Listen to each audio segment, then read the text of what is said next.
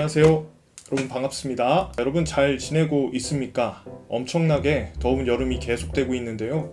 모두 폭염 가운데 지치지 마시고 건강하게 잘 지내기를 바랍니다. 먼저 광고를 좀 전하겠습니다. 일단 다음 주일까지는 모든 예배가 온라인으로 진행됩니다. 이 연일 1000명대의 확진자를 넘어서 이제는 1600명대까지 진입한 심각한 상황 속에서 우리는 온라인 예배로 모여서 하나님을 예배하는 중입니다. 과연 이것이 2주 만에 진정이 될 것인지 사실상 불확실한 것도 사실이에요. 그런 의미에서 일단 다음 주까지는 온라인 예배로 진행하겠습니다. 상황이 바뀌면 예배 영상을 통해서 또 선생님들을 통해서 다시 공지하도록 하겠습니다. 두 번째 광고입니다. 이 큐티 미션을 성실하게 수행하는 친구들을 오늘 좀 시상하겠습니다. 마하나임 중고등부는 7, 8월달 큐티를 집중적으로 하려고 하는데요. 매주 미션을 진행하고 있습니다. 이번 주에도 잘 참여하셨는지 궁금하네요. 우선 미뤄왔던 미션 시상을 이번 주에는 좀 진행하고자 합니다. 다음 주간에는 본문에 나타나는 사람과 관련해서 좀 잘 읽어보시기를 바랍니다. 과연 본문에 나타나는 이 사람은 하나님의 뜻과 관련해서 어떤 모습을 보이는지, 이 사람이 긍정적으로 반응하는지 아니면 부정적으로 반응하는지 자세히 살펴보시기를 바랍니다. 이렇게 우리가 성경을 읽기 시작하면요, 우리가 하나님의 말씀에 어떻게 반응하는 것이 옳은 것이고 참된 것인지를 또 배울 수가 있게 됩니다. 매일 큐티 하시고 각 반 선생님들에게 톡으로 보내주시면 좋겠습니다. 세 번째 광고인데 여러분 모두 방학했는지 궁금합니다. 뜨거운 여름 시원하게 잘 보내시길 바라고요. 또 방역수칙은 잘 지키시면서 이 여름을 잘 났으면 좋겠습니다. 자, 이제 우리 찬양 하나 하도록 하겠습니다.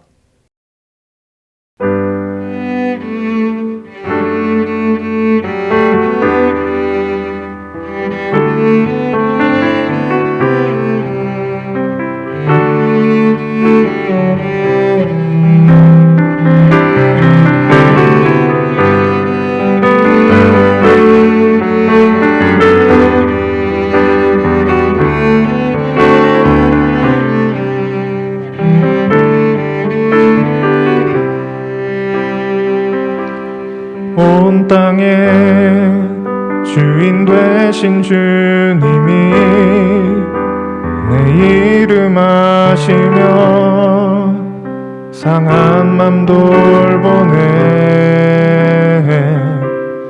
어둠을 밝히시는 새벽별 방황하는 내 맘 주의 길 비추시네. 나로 인함이 아닌 주가 행하신 일로 나의 행함이 아닌 오직 주로 인하여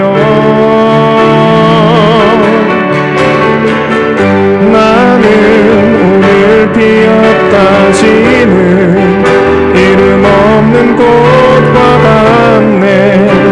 바다에 있는 파도 안개와 같지만 주는 나를 붙드시고 부르짖음 들으시며 날 위하다 하시네.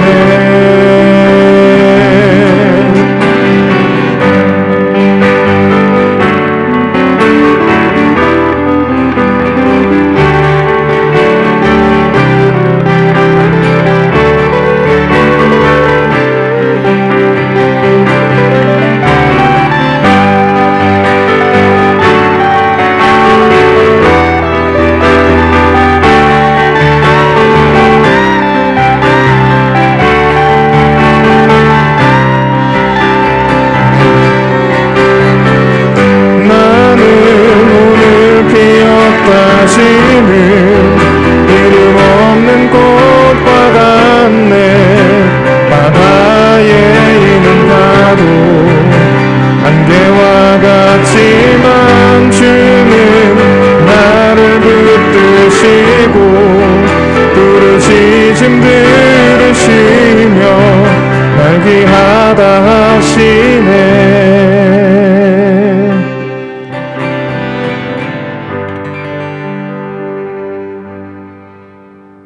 아멘이죠.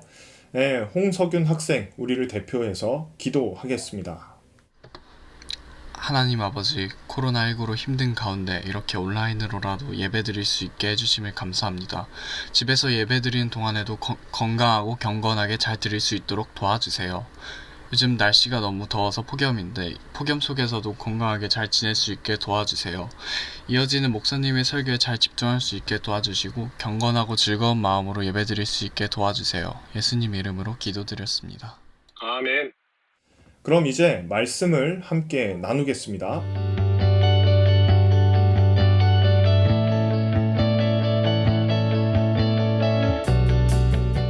오늘 함께 나눌 하나님의 말씀은 야고보서 5장 7절로 11절까지 말씀입니다. 제가 봉독하지요. 그러므로 형제들아 주께서 강림하시기까지 길이 참으라. 보라 농부가 땅에서 나는 귀한 열매를 바라고 길이 참아 이른 비와 늦은 비를 기다리라니 너희도 길이 참고 마음을 굳건하게 하라. 주의 강림이 가까우니라. 형제들아 서로 원망하지 말라. 그리하여야 심판을 면하리라. 보라 심판주가 문 밖에 서 계시니라. 형제들아 주의 이름으로 말한 선지자들을 고난과 오래 참음의 본으로 삼으라. 보라 인내하는 자를 우리가 복되다 하나니 너희가 욥의 인내를 들었고 주께서 주신 결말을 보았거니와 주는 가장 자비하시고 긍휼히 여기시는 이시니라. 아멘. 코로나 확진자가 1000명대를 훌쩍 넘어서는 요즘 정말 두려운 마음들이 많이 생깁니다. 그럼에도 불구하고 예배를 향한 우리의 발걸음이 멈추지 않기를 바랍니다. 지금은 이사야서를 함께 큐티하고 있을 텐데요. 지난주까지는 야고보서를 함께 묵상했지요. 야고보 사도가 야고보서를 왜 썼을까요? 이 서신의 목적을 잘 표현하는 구절을 이 서신의 시작점에서 만날 수 있습니다. 야고보서 1장 4절 말씀 제가 읽어보겠습니다. 인내를 온전히 이루라. 이는 너희로 온전히 구비하여 조금도 부족함이 없게 하려 함이라.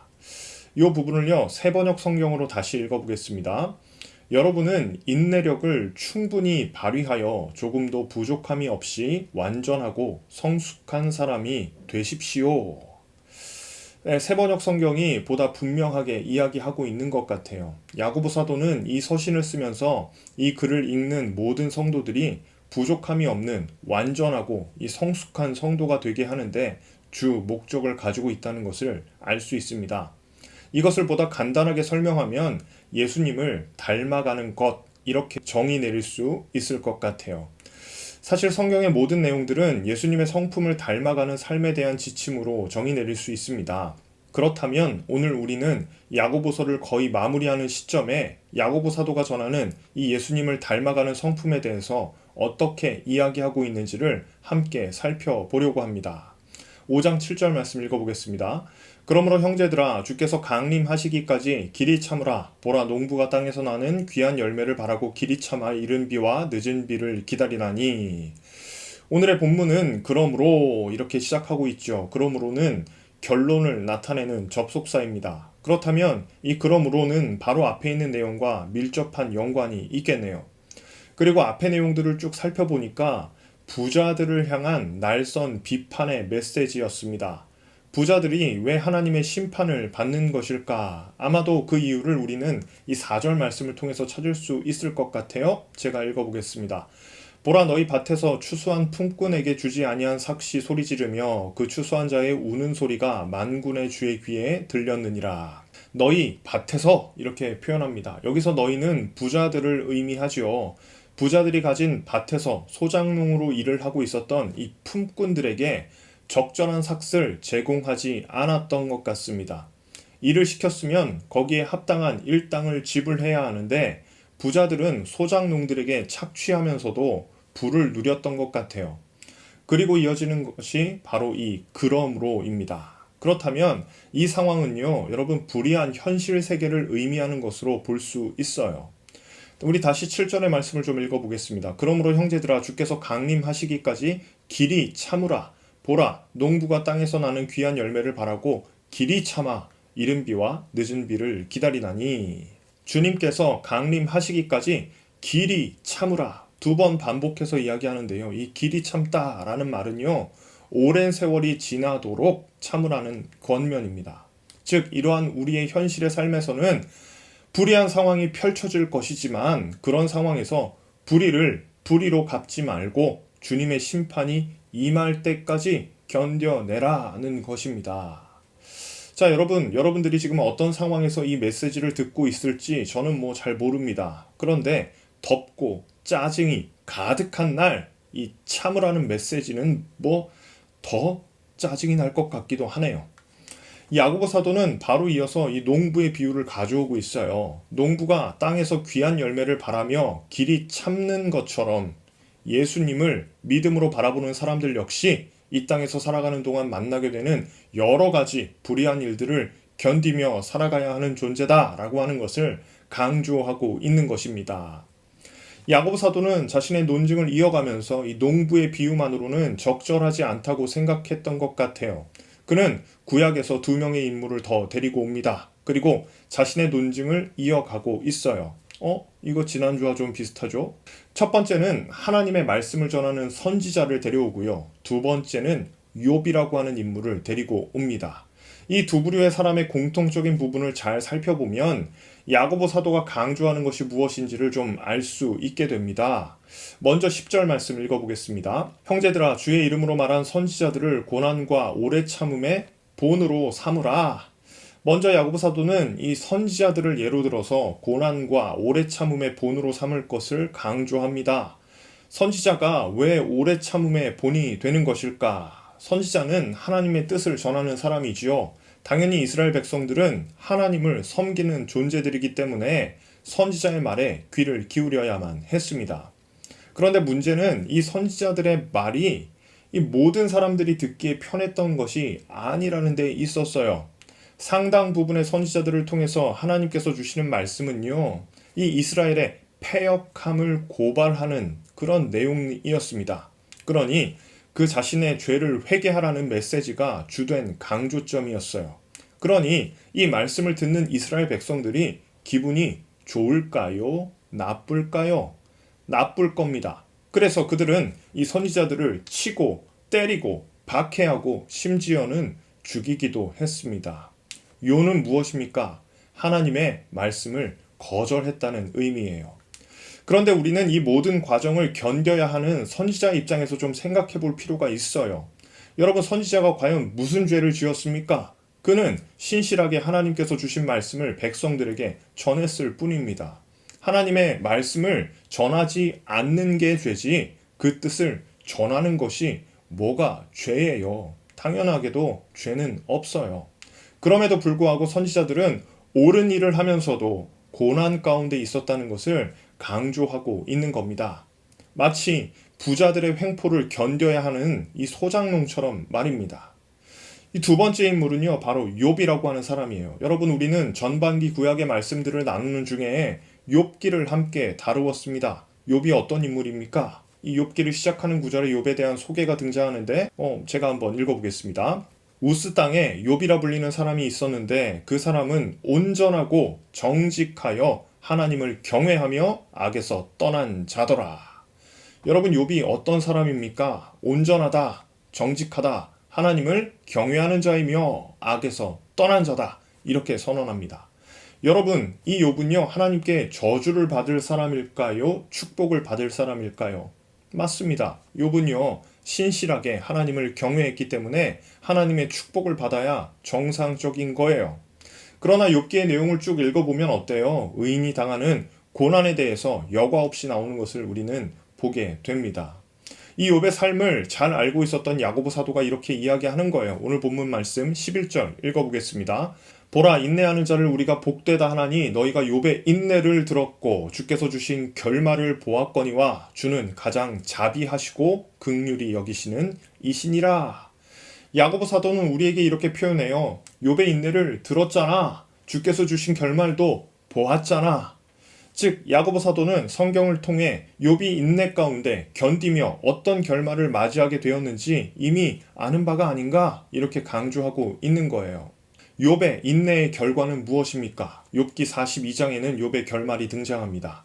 욥이 그의 친구들을 위하여 기도할 때 여호와께서 욥의 곤경을 돌이키시고 여호와께서 욥에게 이전 모든 소유보다 갑절이나 주신지라. 갑절이나 주었다. 즉 인내로 견딘 보상이 분명하게 있다. 이것을 암시하고 있습니다. 자, 그렇다면 우리는 이 두 인물의 공통점이 무엇인지를 살펴봐야 합니다. 이 비유적 메시지는 하나의 공통점을 향해 달려가고 있어요. 그것은 단순히 인내하는 자에게 달콤한 상이 있을 거야 라고 하는 것이 공통점이 아니지요. 보다 적실하게 우리가 설명한다면 하나님을 믿는 자들에게는 늘 견뎌야 하는 인내의 상황이 있다는 것으로 결론 지을 수 있습니다. 참 선지자에게도, 의인이었던 욥에게도, 또 메시아였던 예수님에게도 늘 인내의 상황은 있었다는 거, 우리가 잊으면 안 될 부분이겠습니다. 그러니 이 상황을 이상하게 여기지 말고 인내로서 우리의 삶을 경주하라는 그런 의미가 포인트겠어요. 인내는 종말의 시대를 살아가는 성도에게 있어서 굉장히 중요한 성품이다. 이렇게 결론 내릴 수 있겠습니다. 사랑하는 중고등부 여러분, 오늘의 말씀을 묵상하며 우리는 이 질문 앞에 서 봐야 합니다. 우리에게 주어진 삶에서 인내가 필요한 부분은 무엇인가? 우리는 이 말씀 앞에 서 봐야 합니다. 열심히 공부하기 위해서 책상에 앉아 있어야 하는 시간이 없다면 좋은 성적은 나올 수 없을 거예요. 마찬가지로 온라인으로 예배하는 이 시간에 여러분들이 인내하면서 이 화면 앞에 서지 않는다면 당신의 신앙은 자라나지 않을 겁니다. 여러분, 이렇게 대면 예배가 불가능한 상황 속에서 여러분들이 시간을 따로 내서 능동적으로 인내하며 이해되지 않는 하나님의 말씀을 묵상하지 않는다면 여러분은 결국 하나님의 뜻도 모른 채 이 땅을 그저 살아갈지도 몰라요. 이 외에도 우리의 삶에는요, 인내를 필요로 하는 상황이 얼마나 많겠어요. 오늘 그 부분들 중에서 여러분들의 삶의 한 자락을 인내로 결단해 보시면 좋겠습니다. 예수님의 말씀을 하나 인용합니다. 너희의 인내로 너희 영혼을 얻으리라. 와우, 멋진 말이죠.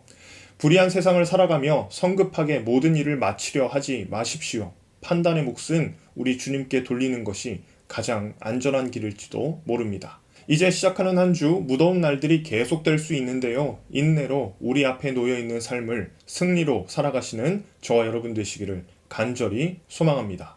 기도하겠습니다. 사랑의 하나님 아버지, 비록 온라인이지만 주님 앞에 모여 함께 예배할 수 있는 은혜를 허락해 주셔서 감사합니다. 세상은 점점 빠르게 변화되어 가고 우리는 편의를 누리며 살아가지만 이 빨라진 시대만큼이나 우리는 기다림과 인내를 견디지 못하는 세대가 되어가는 것은 아닌지 돌아봅니다. 그 옛날 씨를 뿌리던 농부의 마음이 어땠을까 묵상합니다. 무더운 여름철 인내하며 씨를 뿌린 농부가 결국에 열매를 기대했던 것처럼 우리도 그런 꿈을 꾸며 오늘 하루를 살아갔으면 좋겠습니다. 이 마지막 시대를 살아가는 성도에게 가장 필요한 성품이 무엇일까? 오늘 말씀은 인내라고 가르쳐주고 있습니다. 우리의 힘으로는 인내하며 살아가기 힘들다는 것을 고백합니다. 성령께서 함께 하셔서 우리로 하여금 닥쳐오는 모든 현실 가운데 인내로 승리하는 귀한 한 주 되게 도와주시옵소서. 한 주간 온전히 함께 하실 것을 믿고 감사드리며 예수님의 이름으로 기도합니다. 아멘. 날씨가 상당히 더워지면서 우리의 불쾌지수가 꽤 높아지고 있습니다. 덥고 습한 날씨는 우리로 하여금 온갖 짜증을 내는 것이 마땅하다 이렇게 느껴지기도 하는데요. 그러나 성경은 인내할 것을 강하게 권면합니다. 도저히 견딜 수 없는 것처럼 느껴지는 상황들이 우리를 찾아온다 해도 박해를 견딘 선지자를 기억합시다. 또 의인이었던 욥이 고난을 받았던 것을 기억하면서 이 시기를 잘 이겨나가기를 소망합니다. 인내는 마지막 시대를 살아가는 성도에게 가장 중요한 성품입니다. 그런 의미에서 인내로 이행시 한번 갑시다. 댓글에 출첵 대신 이행시 남겨주시면 장원 한 분에게 기프티콘 쏘겠습니다. 무더위에 건강 잃지 마시고요. 우리는 다음 주에 온라인에서 만나요. 빠염.